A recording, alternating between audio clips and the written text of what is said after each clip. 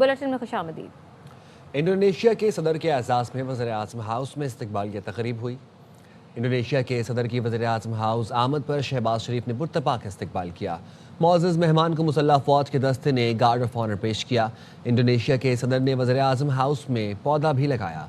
वज़ीर आज़म शहबाज शरीफ ने मुअज़्ज़ज़ मेहमान से अपनी काबीना के अरकान का तारुफ कराया। वफ़द के अरकान का तारुफ भी करवाया।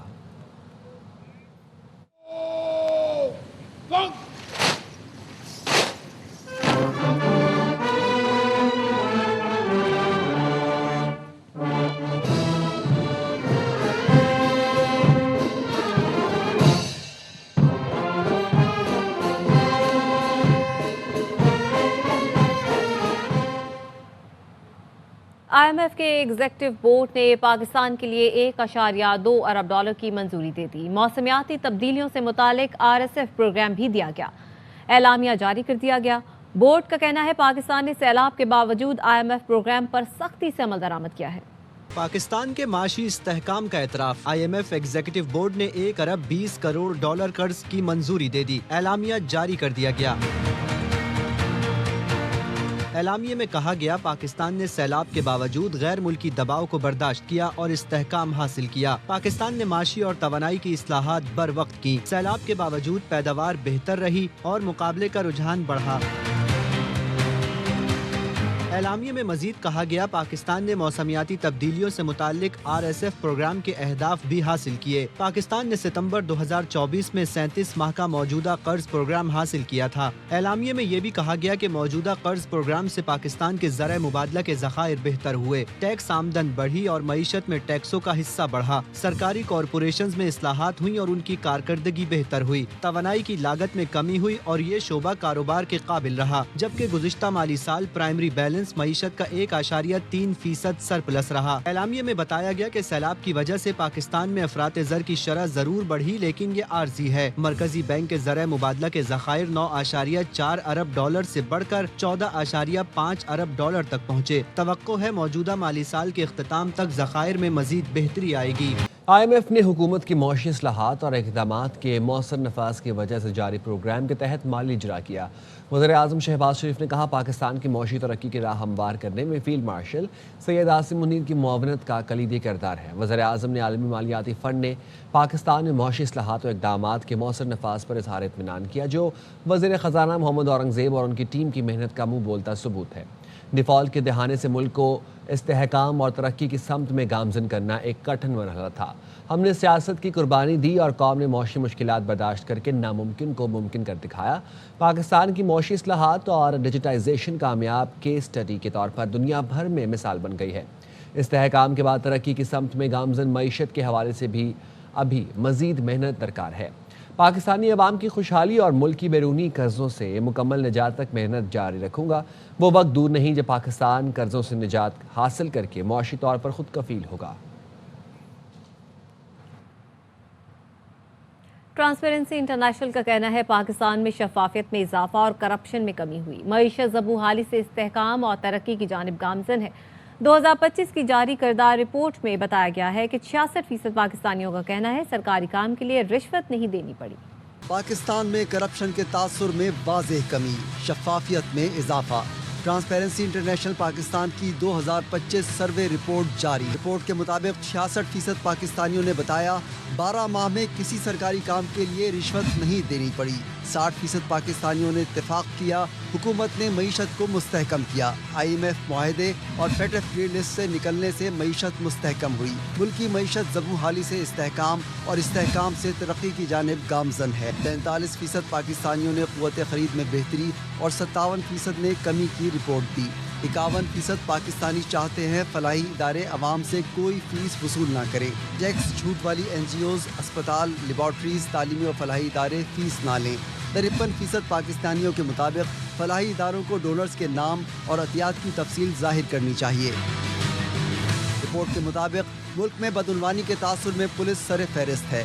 ٹینڈر اور پروکیورمنٹ دوسرے، عدلیہ تیسرے نمبر پر ہے۔ بدعنوانی کے تاثر میں بجلی و توانائی چوتھے اور صحت کا شعبہ 5ویں نمبر پر ہے۔ یہ وہ لوگ ہیں کہ جو پاکستان کی حقیقت میں اس سروے سے آپ کو نظر آتا ہے کہ ملک جو ہے وہ بہتری کی طرف جا رہا ہے، اس میں ہر آنے والے دن میں بہتری ہو رہی ہے، اور انشاءاللہ یہ کرپشن کا جو ناسور ہے اوور کم کریں گے۔ سروے 22 سے 29 ستمبر 2025 کے دوران کیا گیا۔ سروے بدعنوانی کی اصل شرح نہیں، عوامی تاثر کو ظاہر کرتا ہے۔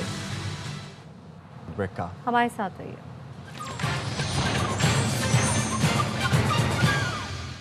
Welcome back.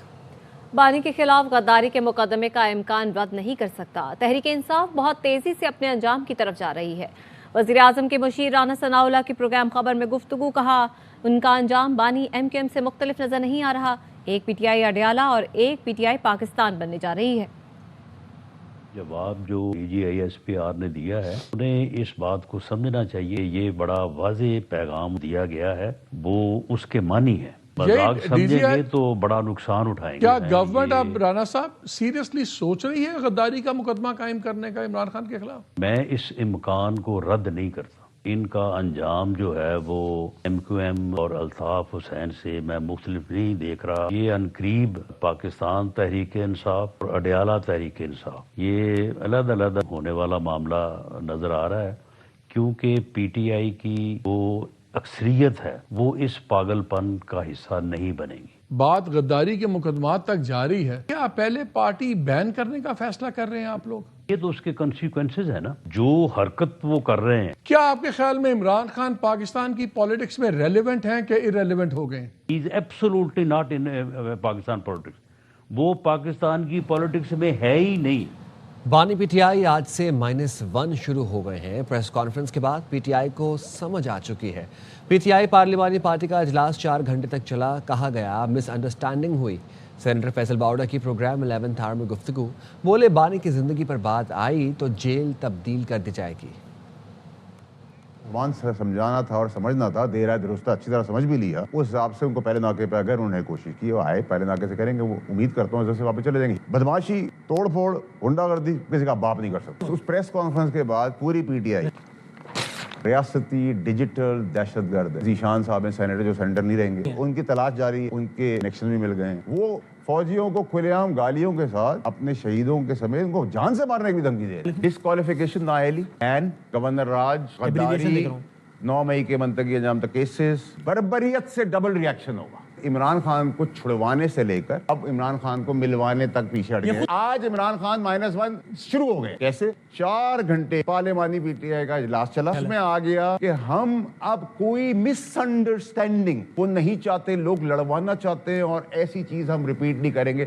تو آپ ڈسٹنس ہو گئے عمران خان کی پی ٹی آئی یہ کہہ رہی ہے لا تعلقی ہو گئی۔ ہماری شہیدوں کی فوج، جیتی ہوئی فوج، C D F, general Asim Munir صاحب کی پاپولیرٹی کہ قوم اپنی فوج، اپنی جیتی ہوئی فوج، شہیدوں اور اپنے سپہ سالار کے لیے دیوانگی تک پیار کرتی ہے۔ آپ منازعہ کروا لیں، آپ کو پتہ چل جائے گا کہ کون پاپولر ہے۔ گورنمنٹ نے یہ سوچ لیا ہے یا جس نے بھی کہ ان اے سرٹن سینیریو خان صاحب کو اڈیالہ سے بھی آگے بھیجا جاتا ہے۔ میں ٹھیک کہہ رہا ہوں؟ ان اے سرٹن سینیریو۔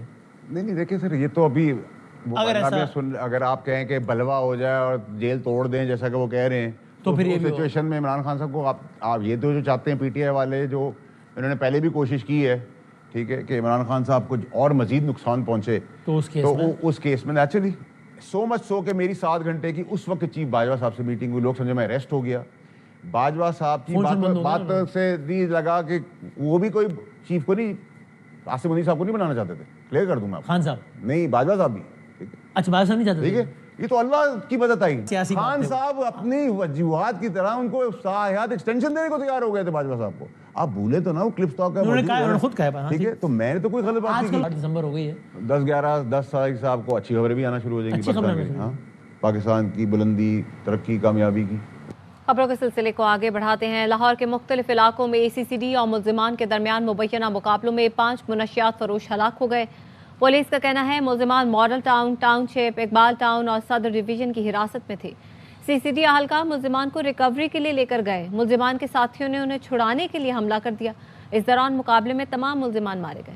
ہلاک ملزمان میں رفاقت، شاہد اکرام، زاہد، افضال اور کامران اقبال شامل ہیں۔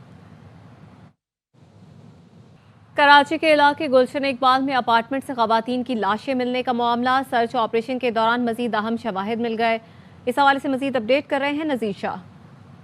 गुलशन इकबाल ब्लॉक 1 में फ्लैट से 3 खवातीन की लाशें मिली थी। मरने से पहले बहू की जानिब से भी एक खत लिखा गया था जिसे फाड़कर डस्टबिन में फेंक दिया गया था। घर के जो सरबराह था इकबाल, उसने पुलिस को ये बताया कि जब बेटी, बहू और बीवी तीनों मर चुके और मैंने देखा मेरा बेटा मेरे सामने मर रहा है, यही सोचा कि मैं भी अब मर जाऊंगा किसी वक्त भी। तो उसने अपनी जेब में एक खत लिख कर रख लिया था जिसमें उसने अपने कुछ रिश्तेदारों का जिक्र किया था और कहा था कि मेरी किस तरीके से तदफीन करनी है। भी पता चला कि जो उसका बेटा है यासीन, इसकी ये दूसरी शादी थी। उसका मार्केट में लाखों रुपए कर्जा भी था। ये भी बताया जा रहा है कि लियारी के इलाके में उसके ऊपर फ्रॉड का मामला भी चल रहा था। पुलिस का यही कहना है कि अगर इनकी गिरफ्तारी कर ली गई उसके बाद रिमांड लेकर इनसे मजीद तफ्तीश की जाएगी। पोस्टमार्टम रिपोर्ट जैसे ही आ जाएगी तो मजीद मामला क्लियर हो जाएंगे। जी।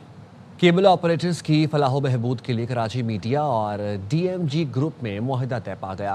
कराची मीडिया के चीफ एग्जीक्यूटिव इमरान हैदर आबिदी और डीएमजी के चीफ एग्जीक्यूटिव इखलाक अहमद ने मुआहदे पर दस्तखत किए। मुआहदे के तहत केबल ऑपरेटर्स को जदीद तकनीकी सहूलियात, तरबियती प्रोग्राम्स और सर्विस अपग्रेडेशन के लिए मुआवनत फराहम की जाएगी। दोनों इदारों ने इस अज़्म का इजहार किया कि कराची में केबल इंडस्ट्री को जदीद तकाज़ों से हम आहंग करने के लिए मुश्तरका काविशें जारी रखी जाएंगी। इमरान हैदर आबिदी ने कहा, सनत के मसाइल कम करने और ऑपरेटर्स को मजबूत बनाने के लिए ये शराकत दारी संगे मील साबित होगी। इखलाक अहमद ने कहा, डीएमजी ग्रुप हमेशा फील्ड में मौजूद ऑपरेटर्स की बेहतरी और उन्हें बाइख्तियार बनाने के लिए सरगर्म रहा है।